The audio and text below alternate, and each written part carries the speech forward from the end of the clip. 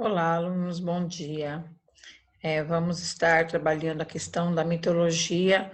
Então, vou colocar um PowerPoint aqui para nós trabalharmos sobre o mito.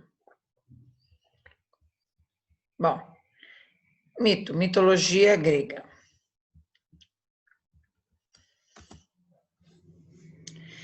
Aqui eu coloquei uma figura, né, representando os adoradores do sol e uma questão. O que significa o sol para você? Faz sentido saudar o nascer do sol? Então, procure conhecer, pesquisar sobre ritos e rituais. Isso já é antigo, até hoje a gente vê que isso acontece.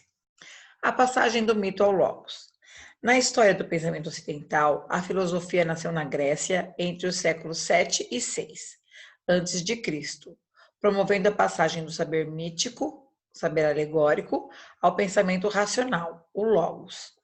De forma paulatina, ao longo do processo histórico, sem um rompimento brusco e imediato com as formas do conhecimento antigo. Então, foi assim que acredita-se ter nascido a filosofia.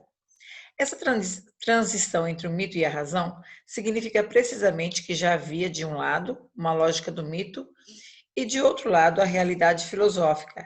Ainda está incluído o poder lendário. Mito e logos.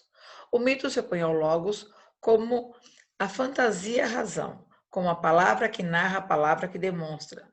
Logos e mitos são as duas metades da linguagem, duas funções igualmente fundamentais da vida do espírito. O logos, sendo uma argumentação, pretende convencer.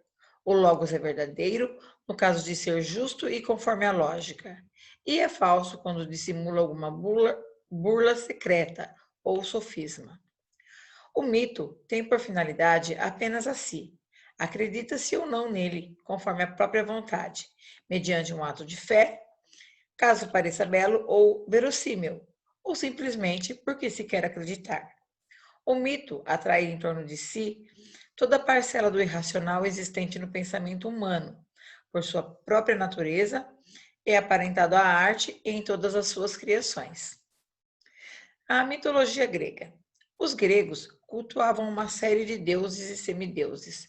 Zeus, Hera, Ares, Atenas, né? E também semideuses, Teseu, Hércules, Perseu, entre outros. Relatavam a vida desses deuses, desses heróis e seu envolvimento com os humanos, criando assim uma rica mitologia, que são lendas e crenças simbólicas, que dão sentido à existência humana. As mitologias fornecem explicações para a realidade universal. Então, os mitos, eles costumam narrar de forma fabulosa como as coisas foram criadas. Por exemplo, um rio, uma planta, um mundo. Então, eles trazem sentido.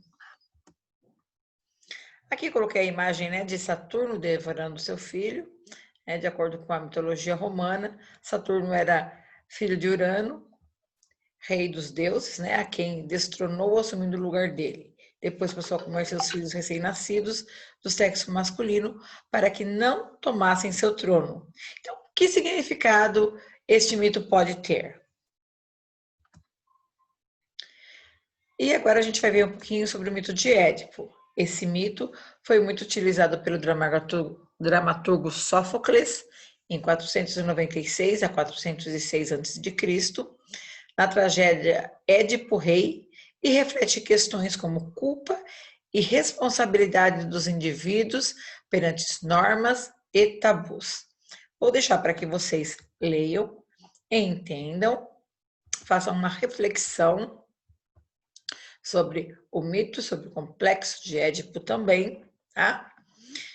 O que ele significaria, e duas questões reflexivas. Logos e mitos são duas metades da linguagem, duas funções igualmente fundamentais da vida do espírito. Explique essa afirmação de Pierre Grimal. E uma segunda questão, segundo a mitologia grega, a esfinge era um monstro com cabeças e seios de mulher, patas e caudas de leão e dotado de asas. Propunha enigmas aos viajantes nos redores de Tebas e devorava aqueles que não conseguiam decifrá-lo. Por isso, a esfinge representa hoje o enigma, o mistério das coisas. Em sua opinião, quais são os maiores enigmas enfrentados pelo mundo contemporâneo? A nossa aula fica por aqui. Obrigado!